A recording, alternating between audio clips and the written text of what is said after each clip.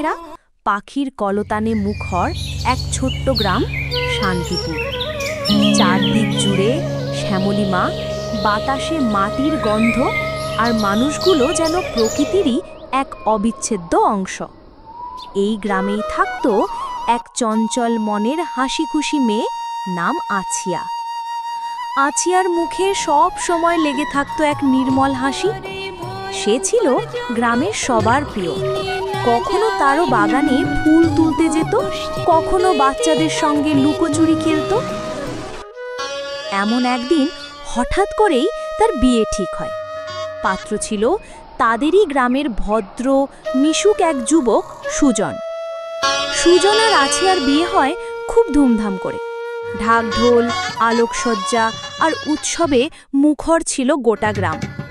যেন উৎসবের হাওয়া বইছিল শান্তিপুরে।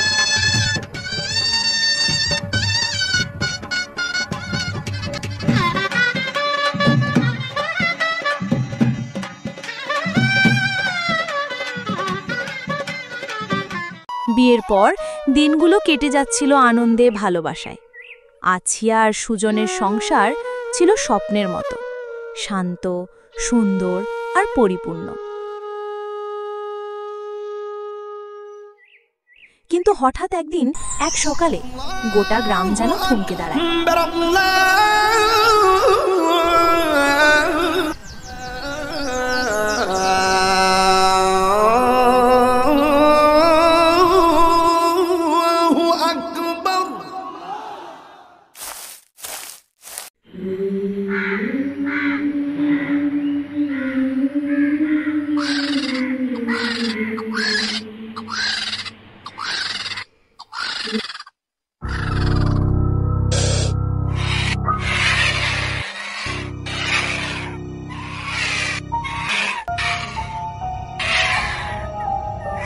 ব্যাপার কি?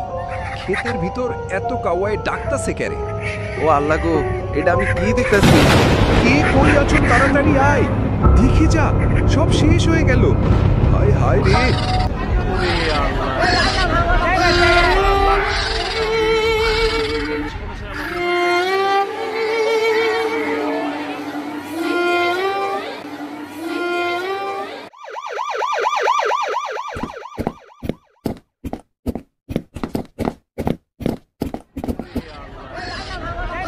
আপনারা সবাই একটু পিছনে যান, পিছনে যান, একটু পিছনে যান, স্যারকে দেখতে দেন। খুবই দুঃখজনক ব্যাপার। নেহাল সাহেব, লাশটিকে দ্রুত মর্গে নেওয়ার ব্যবস্থা করুন। ইজে স্যার, আমি এখনই ব্যবস্থা করছি।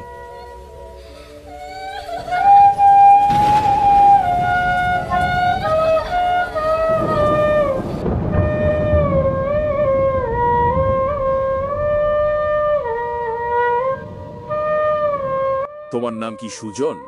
আসিয়া তোমার কি হয়? হ স্যার, আমার নাম সুজন, আছিয়া আমার বউ। সত্যি করে বল, ঘটনা কি হয়েছিল? কালকে রাতে তুই কোথায় ছিলি? এই ঘটনার সাথে তুই সরাসরি জড়িত কিনা সত্যি করে বল। তোর সাথে আর কারা কারা ছিল?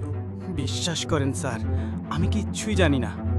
কালকা বিকালে আসিয়া আমার লোকে রাগ কইরা তার বাপের বাড়ি গেছে গা। রাতে আর বাইতাইয়া নাই। আর সকালবেলা আমি অনেক বিশ্রাইছি, কোনখানে পাই নাই। আমি আর কিচ্ছু জানি না। সারতে ডেলি ডেলি রাইতেতে বাইত আইয়া তার বউরে পিডায় আর কয় বাপের বাড়ির অত্তিকা টাহা আনতো। থানায় চলো, ডান্ডার বাড়ি পড়লে সব কিছু সত্য বেরিয়ে যাবে। তুই এভাবে সত্য কথা বলবি না। আরিফ সাহেব, তাকে হাতকড়া পড়াও।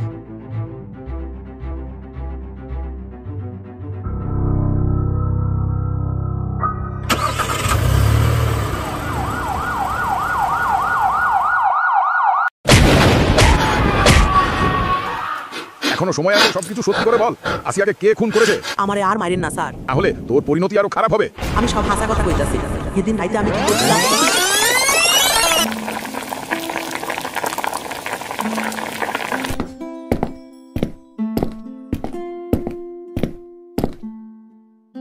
ভাত খাইতেন না? ভাত তো ঠান্ডা হইয়া যাইতাছে। বিয়ের সময় তোর বাপে বলছিল আমারে 50,000 টেয়া দিব, এখনো আমার টেয়া দেয় না কি রে? আমার বাবা মা অনেক গরিব, এটা তো তুমি জানো। তোমারে এত টেহা কইতিকা দিব? মুখে মুখে তর্ক করবি না। কাইলকান ভিতরে আমার টেহা দিতে কবি তোর বাপেরে। টেহা না দিলে কি করবেন? পারতো না আমার বাবা মাই তোমারে টেহা দিত। কি কইলি? হারাম দাদি, আজকা তোরে মাইরেলাম। ও মাগো, আর মাইরেন না, আপনি দুটো পাই আর না। ও আল্লাহ গো। আসিয়া, ওই আসিয়া, কথা কস না কেন? আল্লাহ গো, এটা আমি কি করলাম? আসিয়া চোখ খোল, আমি আর কোনোদিন তোরে মারতাম না।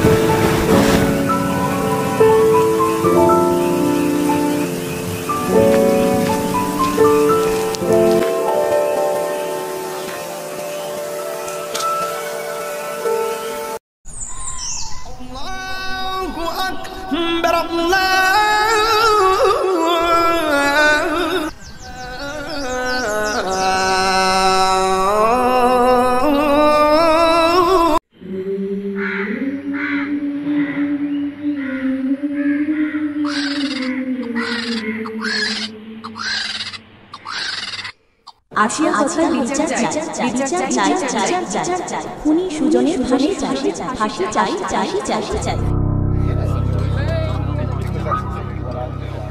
অর্ডার। আসামি স্বীকার করেছে এই হত্যাকাণ্ড সে একাই ঘটিয়েছে, তাই আমি তার উপযুক্ত শাস্তি কামনা করছি, ইয়োর অনার। Order, order. আসামি তার স্ত্রীকে হত্যা করার কথা স্বীকার করেছে এবং মামলার তদন্ত ও সাক্ষ্য প্রমাণে তার দোষ প্রমাণিত হয়েছে। বাংলাদেশ দণ্ডবিধির ধারা ৩০২ মোতাবেক আদালত তাকে দোষী সাব্যস্ত করেছে। তাই এই আদালত আসামিকে যাবজ্জীবন সশ্রম কারাদণ্ডে দণ্ডিত করল। এই রায় আজ ঘোষণা করা হলো।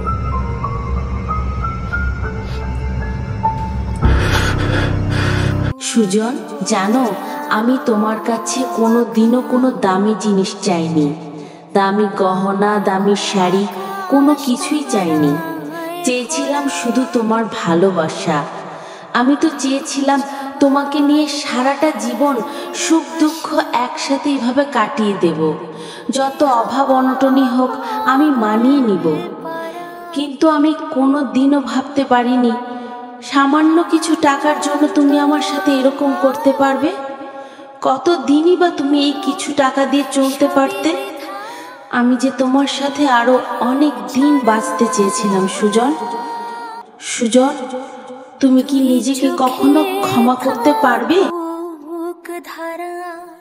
বাংলাদেশে বিয়ের সময় যৌতুক প্রথা আজ এক মারাত্মক সামাজিক ব্যাধিতে রূপ নিয়েছে। এই অমানবিক প্রথার বলি হয়েছে অনেক নিষ্পাপ মেয়ে। তাদেরই একজন ছিল আসিয়া। শুধু যৌতুকের জন্য তাকে হারাতে হয়েছে প্রাণ। এখনই সময় আমাদের জেগে ওঠার, একসাথে এগিয়ে আসতে হবে। বাল্যবিবাহ ও যৌতুকের বিরুদ্ধে গড়ে তুলতে হবে শক্ত প্রতিবাদ। আমাদের সবার পরিচিত কুমিল্লা জেলার দাউদকান্দির থানার সচেতন এবং তারুণ্যের প্রতীক কাউছার আলম সোহেল বাল্যবিবাহ, যৌতুক বিরোধী এবং মাদক বিরোধী সংগঠন করেছে। তার সংগঠনের নাম লাল সবুজ এবং তার এই সংগঠনে হাজারো ছাত্রছাত্রী এবং সাধারণ মানুষ সমর্থন করছে।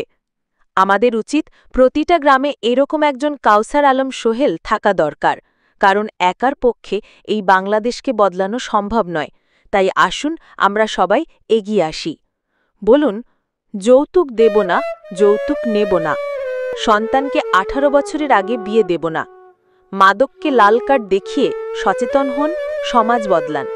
আজকের ছোট্ট পদক্ষেপেই তৈরি হবে আগামী নিরাপদ বাংলাদেশ।